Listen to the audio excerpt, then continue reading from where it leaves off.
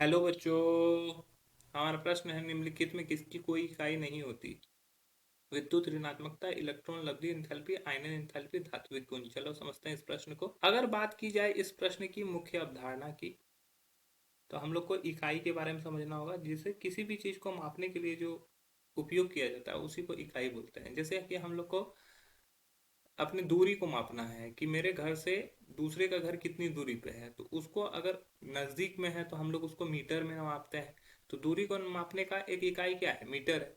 उसी तरह कई चीज़ों को मापने के लिए कोई इकाई का इस्तेमाल किया जाता है। तो सबसे पहले यहाँ पे उदाहरण में दिया हुआ है कि विद्युत ऋणात्मकता। विद्युत ऋणात्मकता जो होता है ये स्केल में मापा जाता है, ये कोई मात्रक नहीं है जिसको हम लोग इसका यूनिट हो। ठीक है, तो इसका कोई इकाई नहीं होता है, इकाई नहीं होता है।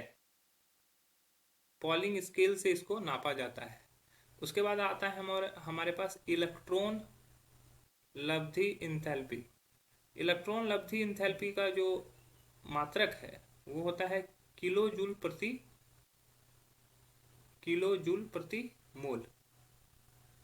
आयनन एंथैल्पी का भी सेम आयनन एंथैल्पी का भी सेम यूनिट होता है।